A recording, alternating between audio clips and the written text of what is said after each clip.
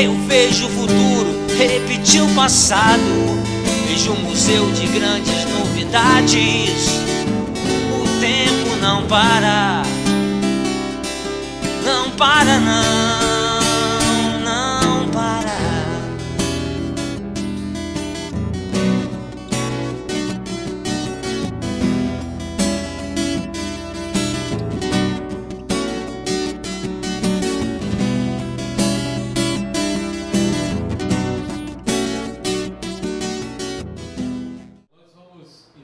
Continuar, a nossa série, O Tempo Não Para, uma reflexão sobre o tempo em um mundo com muita pressa. No primeiro estudo nós falamos de um tempo de recomeço, quando nós necessitamos de um recomeço para a nossa vida, e nós vimos que em Cristo Jesus nós temos esse recomeço. E domingo passado nós falamos do tempo de espera, como é difícil esperar, como é complicado a gente lidar muitas vezes com o silêncio de Deus. Mas nós aprendemos que podemos crescer, confiar e depender exclusivamente de Deus quando há o silêncio, quando há a espera. O estudo de hoje, ele tem uma curiosidade bem interessante, porque quando eu estava pensando nessa série, e estava ali estudando e procurando temas para a gente conversar sobre o tempo, ela já estava programada para falar sobre o tempo, nós estávamos pensando sobre isso, e eu estava ali escrevendo, e eu sempre recorro à criatividade da Aline, que ela tem mais da minha esposa do que eu, Eu falei, Aline, me ajuda a criar esses subtemas, E a gente começou a conversar junto, e nós falamos quando é tempo de recomeçar, quando é tempo de esperar, quando é tempo de mudar. Eu falei, falta um. E o Pedro, que estava ali junto com a gente, ele falou assim, pai, falta o tempo de recarregar. Eu virei e falei assim, Pedro, você não tem ideia do quanto que Deus falou comigo através de você. Nós muitas vezes temos realmente um tempo de recomeço na nossa vida, nós temos o tempo de espera, nós temos um tempo em que nós precisamos mudar completamente a nossa vida, mas muitas vezes nós esquecemos do tempo de recarregar. O tempo em que nós paramos, olhamos para a nossa vida, perdemos completamente as forças, e falamos, não, agora é preciso recarregar. Por isso, nessa noite, nós vamos falar exatamente disso, desse tempo de recarregar, um tempo em que Deus oferece para nós, que é um tempo de recarregar as nossas forças.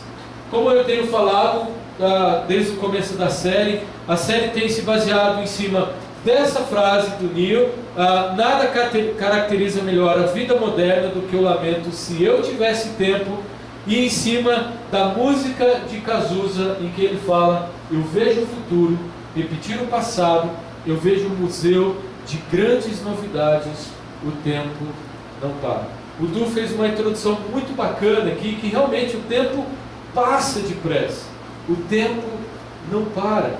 Sabe por que o tempo passa depressa e o tempo não para? Porque nós olhamos para a palavra tempo na Bíblia com dois significados, Cronos e Kairos. Quando nós vemos no Novo Testamento a palavra tempo, ela tem a mesma palavra para dizer sobre o Cronos e sobre o Kairos. O Cronos é o que nós cronometramos, o tempo, segundo, minutos, horas, dias, semanas, meses e anos. E o Kairos é um momento especial que reflete sobre o Cronos. Na espiritualidade cristã, o Cronos é o tempo de Deus. O Kairos é o tempo de Deus. O Cronos nós cronometramos. O Kairos é de Deus, não pertence a nós. O maior problema, quando nós olhamos para a nossa vida, é que nós valorizamos demais o Cronos e esquecemos do Kairos de Deus. É isso que nós estamos conversando nessa série. Deixar de lado o Cronos não é a solução, mas não valorizar demais o Cronos e depender exclusivamente do Kairos que Deus oferece a cada um de nós. Para vocês terem uma ideia de como o Cronos é valorizado, eu peguei algumas frases de algumas pessoas falando sobre o tempo, mostrando como nós valorizamos demais o Cronos. O primeiro é Mário Lago, que ele diz assim: o tempo não comprou passagem de volta, tenho lembranças e não saudades. Para Mário Lago, o tempo é algo que só traz lembranças para a vida dele, mas o que passou, espera um pouco, né? Eu não quero ter saudade do meu tempo antes. Não só isso, Mário Quintana, que eu já expressei que eu gosto muito das frases dele, ele diz assim: o tempo não para, só a saudade é que faz as coisas pararem no tempo.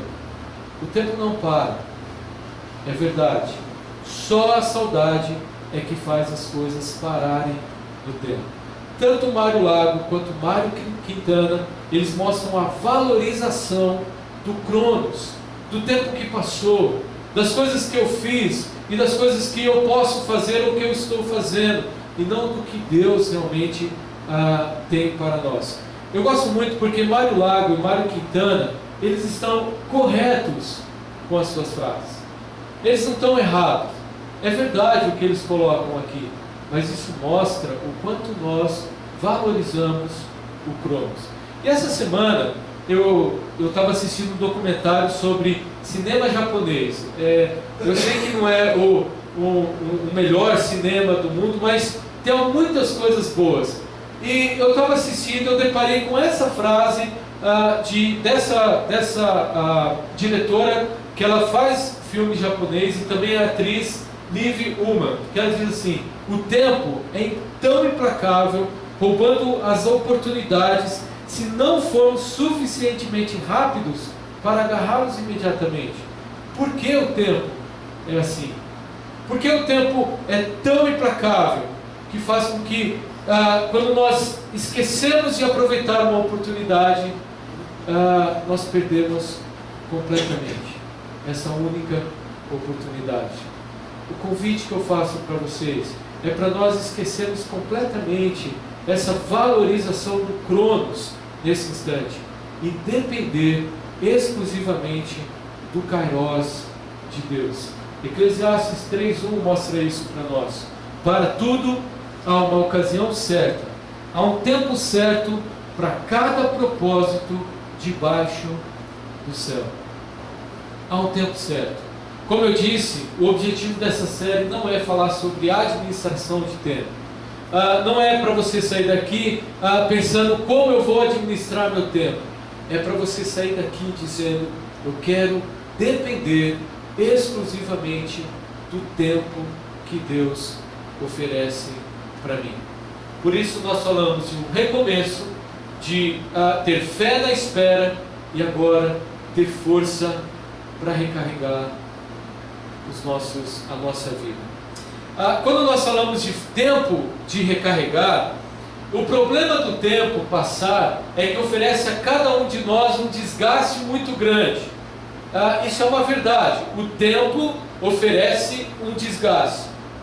O que você fazia quando tinha 15 anos, você não faz quando tem 40, 50, 30, como eu, sim, um pouco mais, ainda faz, né? Jovem, mas um pouco mais não, né? Mas o tempo oferece um desgaste muito grande para cada um de nós. E esse desgaste nos envolve de uma forma tão pesada que o que nós mais falamos na frase é: se o tempo colaborasse com a gente. Como era bom, como é bom se o tempo colaborasse com as minhas decisões, com a minha vida e com as coisas que eu quero fazer. O desgaste que o tempo oferece para nós traz enfermidades que hoje nós chamamos de enfermidades da alma. Depressão, síndromes, problemas pesados, preocupações, que traz para nós um desgaste enorme na nossa vida. Todo mundo conhece a história de Renato Russo. E esse desgaste deixa-nos com essa bateria vazia. E Renato Russo, ele foi um homem que defendeu muitas bandeiras, assumiu muitas coisas, brigou por muitos ideais na vida dele. Mas quando ele chegou no final da sua vida, quando ele estava cometido pela doença, pela AIDS, ele chega no final da sua vida e ele resolve se fechar completamente.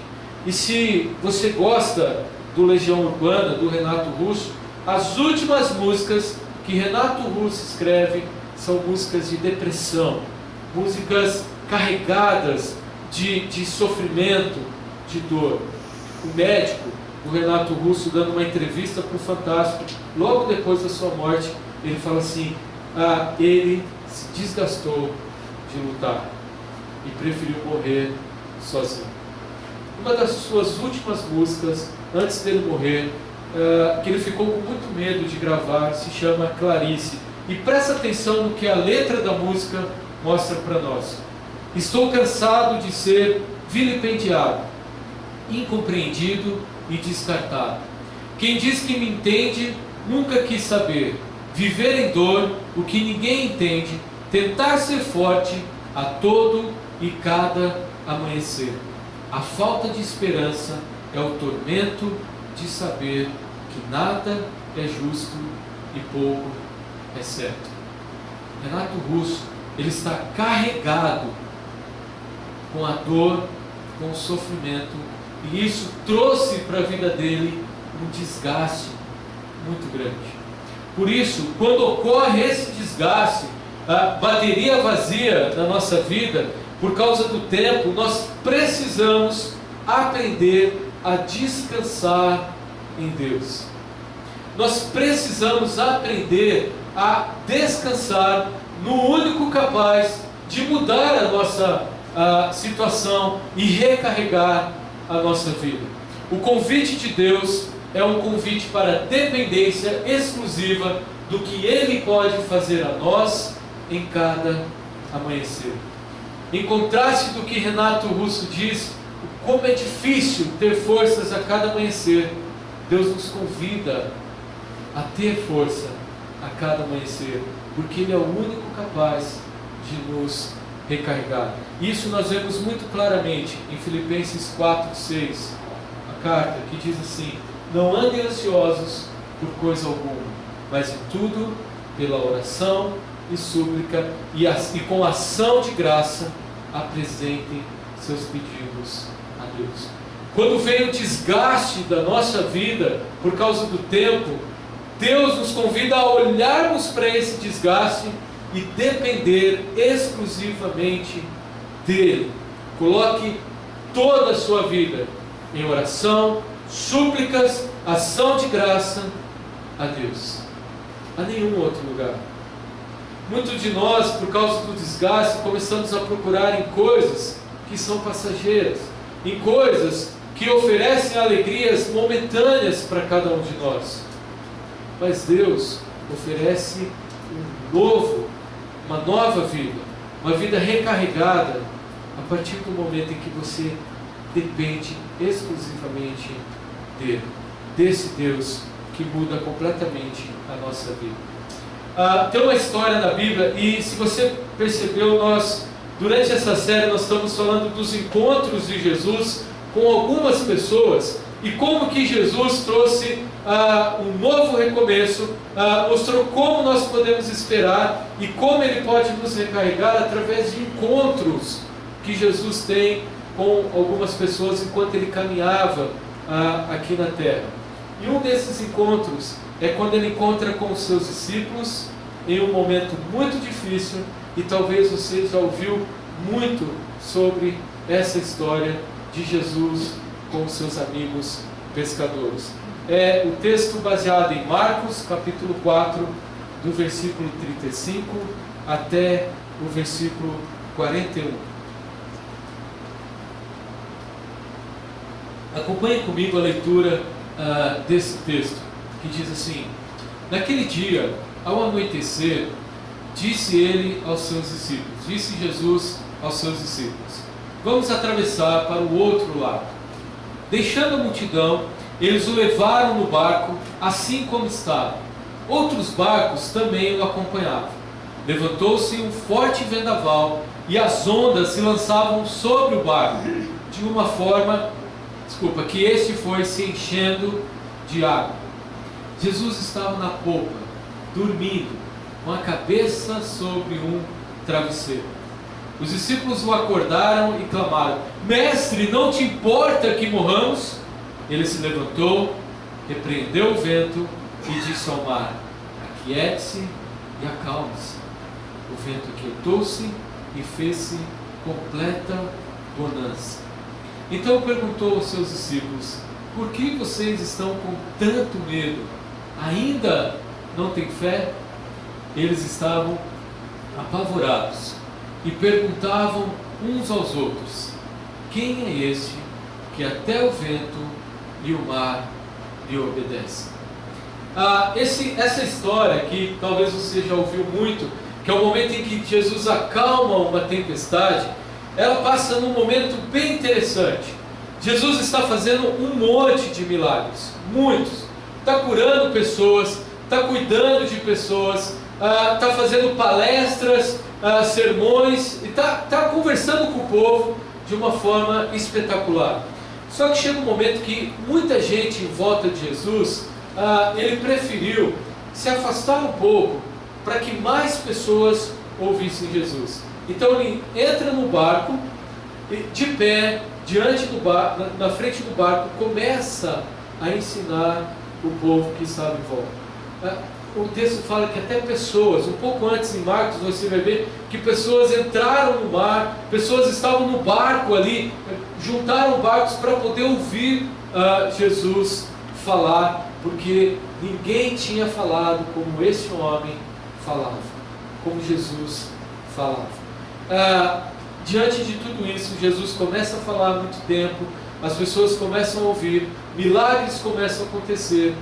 Agora nós vamos para o nosso texto, em que Jesus olha para os seus amigos, pescadores, olha para os discípulos e diz: vamos para o outro lado, vamos atravessar o mar, porque eu quero ir para o outro lado desse mar.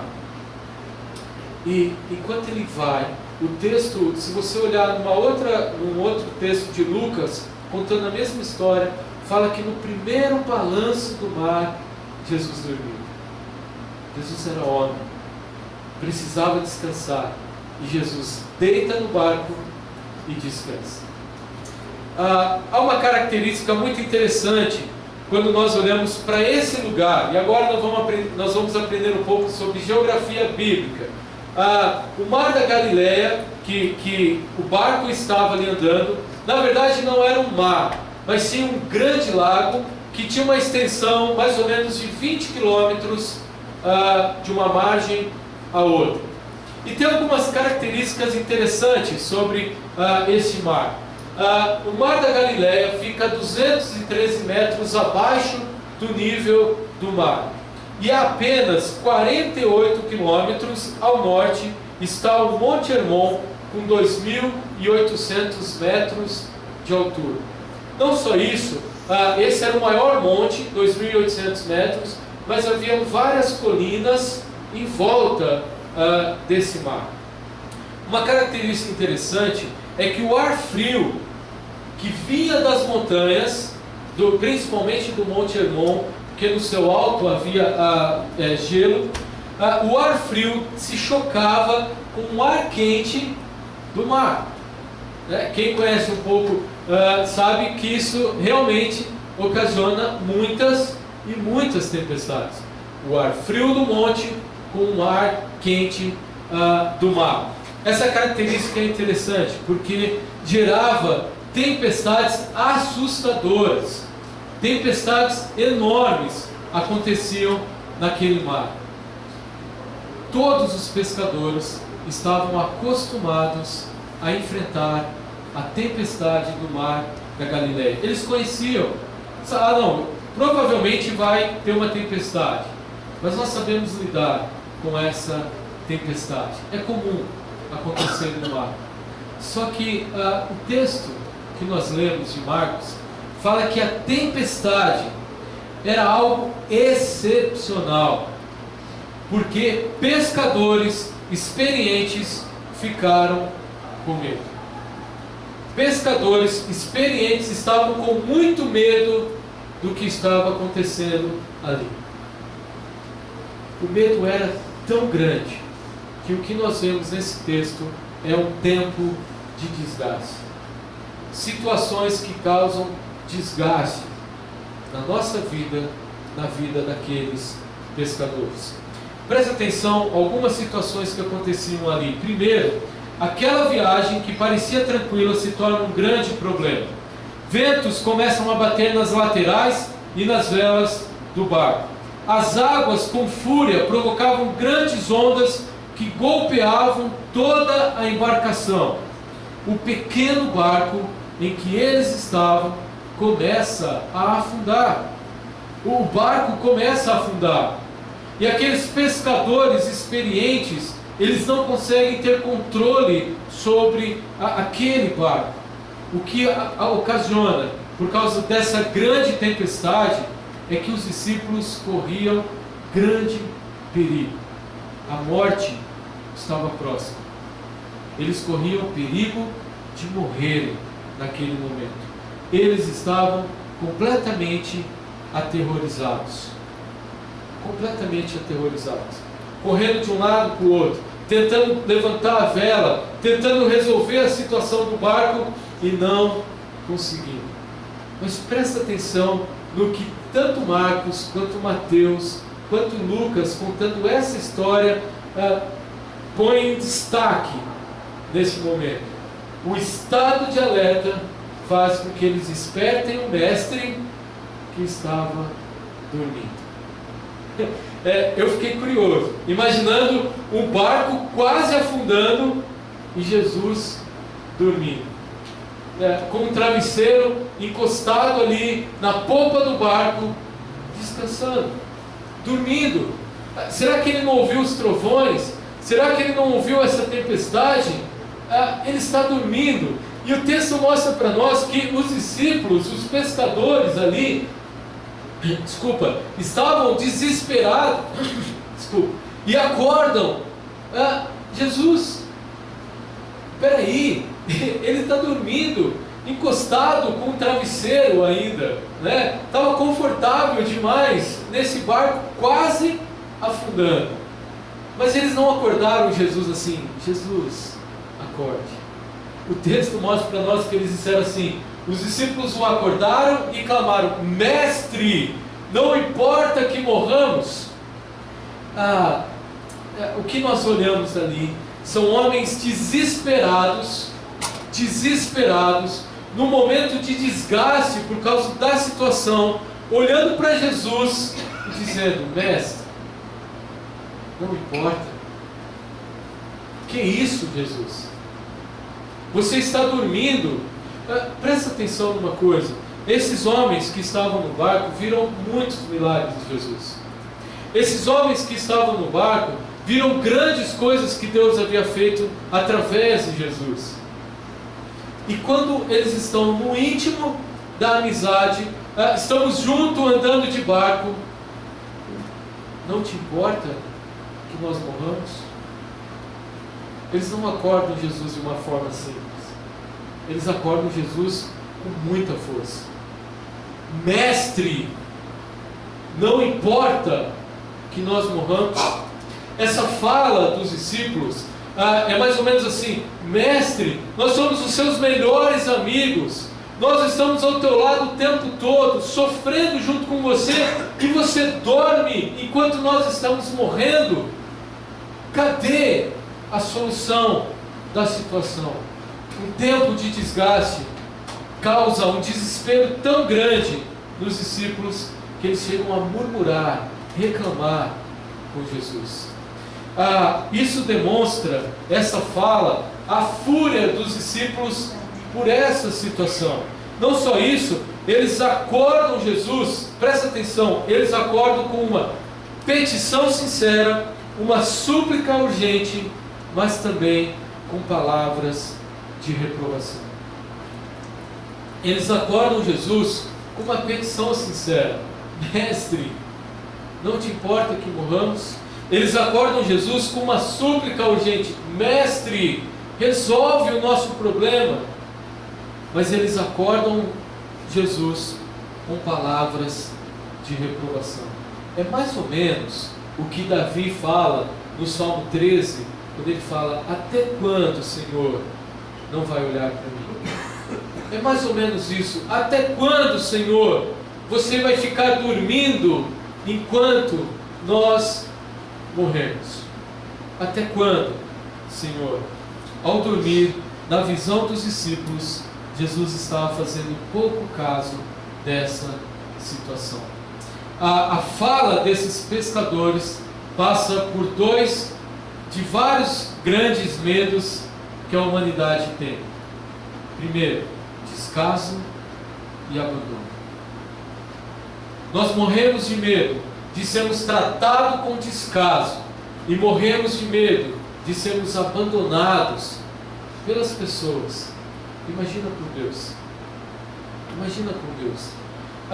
Não sei quantos assistiram, provavelmente todos, porque já virou filme de sessão da tarde, mas aquele filme O Todo-Poderoso tem uma cena que mostra Bruce, o personagem, né, interpretado pelo Jim Carrey, que também nem gosto muito desse ator, mas ele mostra um momento em que ele olha para Deus e ele sente o descaso e o abandono. Dê uma olhadinha na cena.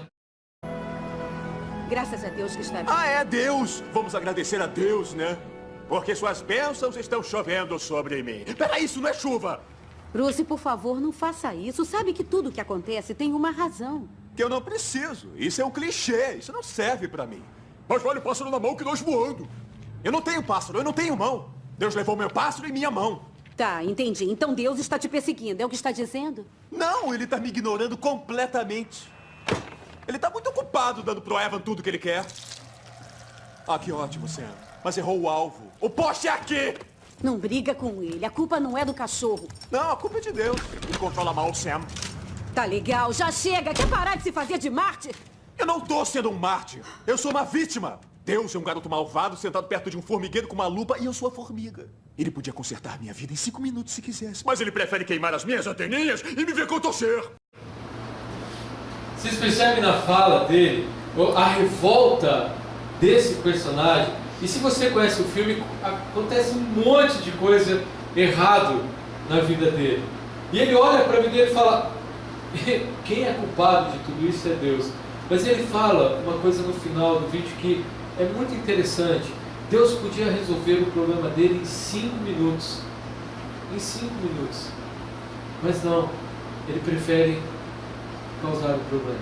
E se você vai conhecer, se você assiste o filme, você vai ver como Deus, né, através de uma brincadeira que o filme mostra, tenta trabalhar esse conceito na mente de Bruce. Porque quando nós sentimos o abandono e o descaso, como no caso do Bruce, como no caso da nossa vida, nós temos duas coisas a ponderar sobre a fala dos discípulos, sobre a fala desse personagem, sobre o que muitas vezes nós sentimos. A primeira é que se os discípulos tivessem realmente compreendido o quanto Jesus os amava e o quanto ele era poderoso, não teriam ficado com medo. Se os discípulos olhassem para Jesus como um Deus que os amou de uma forma maravilhosa, e se eles olhassem para Jesus como Deus que tem poder sobre todas as coisas, eles não teriam ficado com medo. Quando nós, passando pelo momento do desgaste, compreendemos quem é Deus de fato, quem é Jesus para nós, para tudo que acontece, nós passamos a não ter medo. Mas nós precisamos conhecer Jesus, saber quem de fato Ele é, e quem de fato o que Ele pode fazer em cada um de nós, para cada um de nós, em todos os momentos da vida. E o segundo ponto, fato a ponderar, é que quando os discípulos chegam ao fim da linha e sem forças, é exatamente aí que deixam Jesus agiram. Aqueles pescadores experientes olham para a vida deles e falam: não, nossa experiência não vai dar para segurar esse barco. Sabe para quem que eles recorrem? O único capaz de mudar a vida deles. Quando nós chegamos ao fim da linha e percebemos que não temos mais força, é nesse momento em que nós olhamos para Deus e podemos dizer: eu não aguento mais, recarregue as minhas forças. Nós cantamos isso na música Perdão e Graça. Nós precisamos olhar para Deus e dizer: Deus, eu sou fraco, eu não sou capaz, age, porque você é forte. 2 Coríntios diz isso para nós: por isso, por amor de Cristo, regozijo-me nas fraquezas, nos insultos, nas necessidades, nas perseguições, nas angústias, pois quando sou fraco, é que sou forte. Sabe por que ele diz isso? Quando sou fraco, é que sou forte. É porque quando eu estou fraco, quem me faz forte é Jesus. Quando as minhas baterias acabam, por causa do tempo, dos desgastes da vida, é que sou forte, porque eu aprendo a confiar exclusivamente no único capaz de mudar a história. Hoje eu vou usar muito filme aqui. Até fica a dica para vocês assistirem esses filmes. Primeiro, Todo Poderoso. Agora, que a dica na verdade é para nós reconhecermos de fato quem é Jesus na nossa vida. Antes de eu falar desse filme, só para a gente ponderar, quando reconhecemos quem de fato Jesus é e o que Ele faz por nós, e quando deixamos de lado nossas forças e aprendemos a depender de Deus, então estamos prontos para sermos recarregados por Deus. Tolkien escreve o livro O Senhor dos Anéis e saiu a trilogia do filme. É interessante porque Sam, um dos personagens desse filme, ele tem que subir uma torre muito difícil para poder vencer a tarefa que foi dada a ele. Ele tinha que levar um anel até o fogo para ser destruído. Só que Sam, durante toda a sua caminhada, ele sente o peso do anel. Ele sente o peso da dificuldade. E Tolkien coloca no livro uma coisa que no filme nós perdemos, porque passa muito rápido. Quando Sam chega no topo da torre, passando por uma grande dificuldade, passando por momentos difíceis, Tolkien coloca para nós uma cena espetacular que diz assim: Sam viu uma estrela branca brilhar por um instante. A beleza daquela cena o comoveu. Enquanto ele olhava para o alto, para longe daquela terra desamparada, voltava a sentir esperança.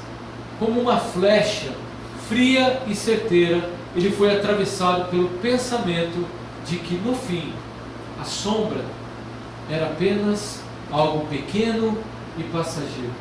Muito além do seu alcance havia luz e sublime beleza. A música dele na torre tinha sido mais de desafio do que de esperança, pois naquele momento ele pensava mais em si mesmo. Quando ele chega na torre cansado, ele percebe que ele só pensava nele. Agora, por um instante, seu próprio destino deixara de preocupá-lo. Afastando todo o medo, lançou-se no sono profundo e despreocupado. Sam, na cena do filme e principalmente no livro, ele descansa. Sabe por quê? Porque ele não depende mais das suas forças. Mas quando ele olha para o tempo, quando ele olha para o que estava para acontecer, ele percebe que sim, somos capazes de vencer as dificuldades. Por quê? Porque se depender de mim, eu vou ficar embaixo. Quando eu dependo de Deus, eu sou recarregado e continuo a caminhar. O que nós vemos na história que nós lemos, e aqui no Tolkien, é um Deus que oferece para nós um tempo de força. Quando nós descarregamos por causa do cansaço, Deus oferece para nós a força. Percebe o que acontece na história? Jesus se levanta. Lembra o que aconteceu? Os discípulos olham e falam: Mestre, não importa que pereçamos. Jesus olha para os discípulos, levanta e diz assim: aquiete-se e acalme-se. O vento se aquietou e fez-se completa bonança. Jesus não levantou desesperado. Jesus não pulou no meio dos discípulos e falou: o que está acontecendo? Não. Ele levanta, tira a cabeça do travesseiro, olha para o mar e diz: aquiete-se. Fica quieto. Silêncio. Chega de barulho. Chega de perigo. Aquiete-se e acalme-se. Isso chama atenção porque o texto fala que o vento se aquietou e fez-se completa bonança. Imediatamente, a fala de Jesus, a tempestade se silencia e tudo se acalma. Não só os ventos param, mas as ondas também. Os ventos e as ondas se sincronizam numa sublime harmonia de solene silêncio. Quem conhece um pouco o mar sabe que quando há tempestade, por mais que acabe a tempestade, a onda ela continua devastando o que está acontecendo. Ali naquele caso não é isso que acontece.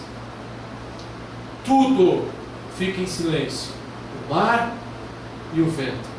Há silêncio no céu, há silêncio no mar. As ondas cessam, o vento para. Tudo fica em silêncio. Era noite, talvez dava até para ver aquela lua em cima do mar. Deve ter ficado uma noite linda, porque o texto fala: o vento se aquietou e fez-se completa bonança. Essa característica de Jesus dizer aquiete-se e acalme-se, ele está dizendo o seguinte: eu não tenho poder, eu sou o poder. Jesus, ele não fala assim: ok, eu tenho poder para aquietar o mar, para trazer o silêncio e para recarregar as suas forças. Não, Jesus diz: eu sou o poder. Jesus não diz: mar, em nome de Deus, aquiete. Não, Jesus diz: aquiete-se e acalme-se. Eu sou o poder. Jesus está trazendo para si uma responsabilidade de mudar completamente a vida de toda a humanidade.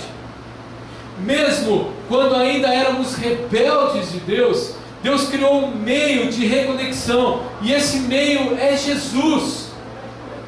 Ele toma sobre si a responsabilidade de mudar a nossa história.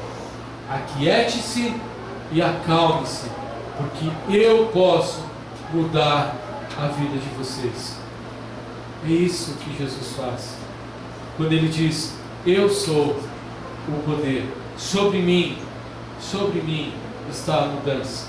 Eu sou o pão da vida, eu sou a água viva, eu sou a mudança de vida em vocês. Eu sou Deus. Os discípulos não entendem isso. E o texto termina dizendo assim: eles estavam apavorados e perguntavam uns aos outros: quem é esse que até o vento e o mar lhe obedecem? Se eles tivessem pensado um pouquinho só, como bons judeus, eles iam lembrar de um texto no Antigo Testamento, em Salmo, do capítulo 89, 8 e 10, que diz assim: ó Senhor, Deus dos exércitos, quem é semelhante a ti? É poderoso o Senhor, envolto em tua fidelidade. Tu dominas o revolto mar, quando se agigantam as suas ondas, tu as acalmas. Esmagaste e mataste o monstro dos mares, com teu braço forte dispersaste os teus inimigos. Se esses judeus, discípulos, de Jesus, pescadores, tivessem lembrado um pouquinho só, quando eles perguntassem: quem é esse que até o mar se acalma? A resposta era fácil: Deus. Quem é Jesus? Deus, o único capaz de recarregar quando estamos desanimados, cansados e sobrecarregados. Deixa eu só trazer mais uma característica para vocês. O Salmo diz de monstro dos mares. O maior medo da antiguidade era exatamente desses monstros dos mares.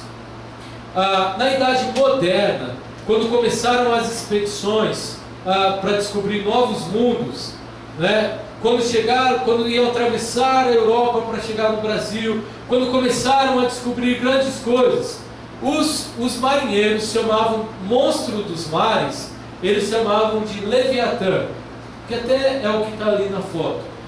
Quando acontecia uma grande tempestade, ou quando um barco afundava sem motivo aparente, eles achavam que era o Leviatã. Só que na mente dos judeus, na mente do salmista que nós lemos, na mente do povo da antiguidade, esse Leviatã era um monstro que morava no mar, que era o dono das trevas, que nós chamamos de Tiamat. Tiamat, quem assistia a Caverna do Dragão vai lembrar que é o mesmo nome do dragão do Cavernas do Dragão. Mas o Tiamat, ele era alguém que morava no oceano, que morava ali e que destruía todos. Na mitologia, o mar é um lugar de medo, do não dominado, do mal, do não conhecimento humano, de onde vinha o Tiamat, o demônio. O medo que havia dos discípulos é porque eles não podiam controlar o demônio Tiamat. Eles não podiam controlar os ventos, a tempestade que estava acontecendo ali. Então eles atribuíam essa tempestade a muita coisa, inclusive a esse monstro. Aí eles perguntam: quem é esse capaz de destruir até Tiamat? Quem é esse capaz de fazer o vento se silenciar, o mar ficar quieto e acalmar o Tiamat? A resposta é Deus. Jesus, ele atribui para si esse conceito de eu posso mudar a história de vocês. Ele pergunta assim: por que vocês estão com tanto medo? Ainda não têm fé? Sabe por que eles estavam com medo? Porque eles iam morrer. Sabe por que eles estavam com medo? Porque a situação estava trazendo um grande desgaste. Mas quando Jesus atribui para si a mudança de vida, ele fala: ainda não tem fé? Vocês não sabem quem sou eu? Deus poderoso. Vocês não sabem quem sou eu? Deus amoroso.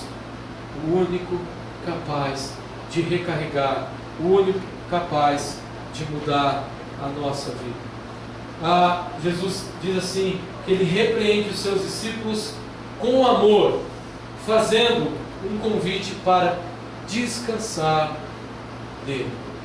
Jesus não atribui só eu sou o poder. Jesus atribui eu sou o descanso. Um pouquinho antes desse texto, Marcos diz assim: o sábado foi feito por causa do homem, e não o homem por causa do sábado. Assim, pois, o Filho do homem é Senhor até mesmo do sábado. Sábado, a palavra sábado quer dizer descanso profundo.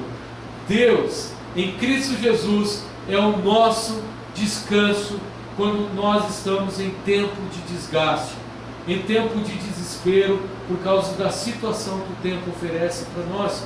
Eu sou poderoso, eu sou amoroso, e eu sou o descanso de vocês. Tanto é que em Mateus 11 ele diz assim: venham a mim todos que estão cansados e sobrecarregados, e em mim, em Cristo Jesus, vocês encontrarão descanso para as suas almas. O Salmo 116 diz assim: volta ao seu descanso, ó minha alma. porque Deus é o que me fortalece. Jesus está dizendo, volta para o descanso, você que está cansado e sobrecarregado. Jesus é o único capaz de recarregar quando tudo é desespero, quando tudo é descaso, abandono. Cristo é o único capaz de mudar a nossa história. Já indo para o fim, Michael Horton diz assim: o verdadeiro descanso é o descanso espiritual, pois até mesmo um corpo cansado pode ser revigorado pela confiança de que Deus é misericordioso. Mas a estrutura física robusta se abate se a alma estiver desesperada e inquieta. Depois da queda, Deus convidou o seu povo para entrar em seu descanso eterno.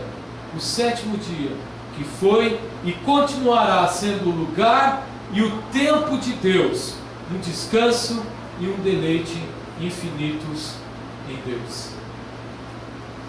Quando Jesus fala para nós, eu sou o descanso, sabe por quê? Quantas vezes na sua vida coisas estão te desgastando? Problemas profissionais, problemas de saúde, problemas familiares, problemas espirituais, sérios problemas que nos desgastam conforme o tempo vai passando. E Jesus diz: você está cansado e sobrecarregado? Eu sou o seu descanso. Eu, nada mais. Não adianta você procurar em outro lugar. Jesus é o descanso para a alma abatida, para a alma cansada, para a alma desesperada. É interessante, semana passada o Du fez um comentário sobre um filme chamado Carruagem de Fogo. E me despertou para assistir de novo esse filme. E quando eu estava assistindo esse filme, eu lembrei dessa cena, eu vi essa cena, eu falei, é espetacular. O filme, numa ótica, ele está mostrando para nós que nós podemos descansar em Deus. Conta a história de dois personagens. O primeiro é Harold Abraham e o segundo é Eric Liddell. Quem assistiu esse filme conhece bem a história. Tanto Harold Abraham e Eric Liddell, eles querem competir para serem os melhores na corrida da Olimpíadas. E eles querem ganhar essa medalha pelo país deles. Acontece que durante toda a caminhada, a força de Abraham, ele tenta provar quem de fato ele é. Em uma cena do filme ele diz assim: tenho 10 segundos para justificar a minha existência. Na nossa vida, nós temos menos tempo ainda para justificar quem nós somos. E nós nos desgastamos para provar quem nós somos. Temos que ser o melhor profissionalmente, o melhor como pai, o melhor na família, o melhor na comunidade, o melhor em tudo. E temos que provar para as pessoas que somos os melhores em tudo. Harold Abraham, ele está completamente desgastado, mesmo descansando, porque a justificação de quem ele é causa desgaste a cada um de nós. Mas tem um outro personagem, Eric Liddell, e presta atenção no que ele fala na corrida que vai trazer a medalha para a vida dele.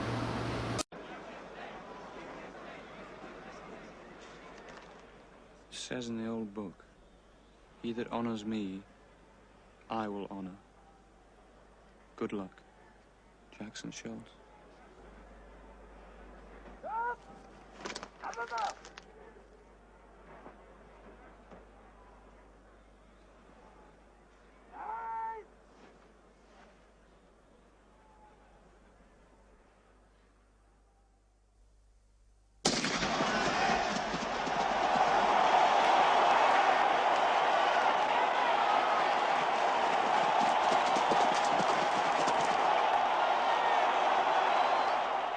So where does the power come from to see the race to its end?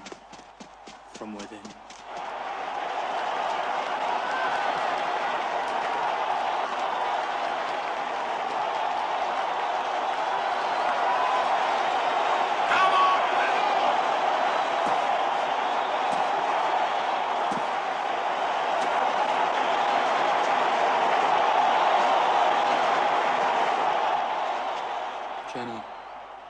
believe God made me for a purpose. But He also made me fast. And when I run, I feel His pleasure.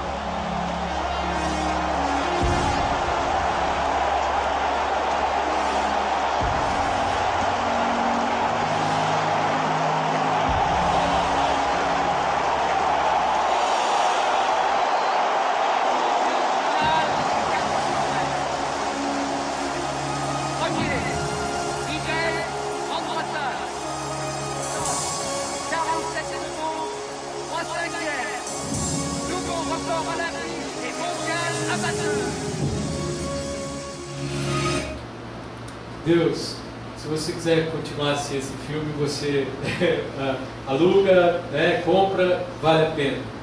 Deus fez de você o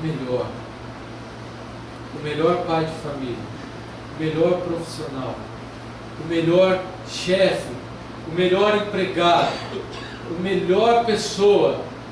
Sabe por quê? Porque Deus te convida a descansar nele, porque Ele tem prazer no que você faz. Quando nós olhamos para o que Deus faz em nós, nós podemos descansar nele, porque a força não vem de nós, vem do único capaz de mudar a sua vida. E Deus, Ele tem prazer no que você faz. E esse prazer faz Deus sorrir. Esse prazer te dá o descanso, porque o descanso não está em você, mas em Deus, que te oferece um novo tempo. Recarrega as suas forças e deixa você caminhar. Sinta o prazer de Deus em tudo que você faz. Ele te fez o melhor do que você faz, para que você descanse nele, não nas suas forças, mas exclusivamente nele. Para nós refletirmos e praticarmos. Em que tempo você está hoje? Se é tempo de desgaste, reveja as suas prioridades e confie no único capaz de mudar a sua vida. Se é tempo de desgaste, lembre-se, Deus tem prazer em você. Descanse nele. Se é tempo de recarregar, descanse em Deus e aprenda a viver de uma forma leve e suave que Jesus oferece para nós. Cansado, sobrecarregado, vem a mim que eu te dou o descanso. Lembre-se, Deus não nos deu só o prazer em descansar através do descanso temporal, do Cronos. Ele também nos ofereceu um descanso espiritual e eterno, o Kairos, uma realidade que nos traz vitalidade, refrigério e esperança. Nós só podemos, então, confiar nesse Deus que recarrega as nossas forças, que nos amou demais, que traz para nós uma nova vida e muda completamente cada um de nós. Vamos orar?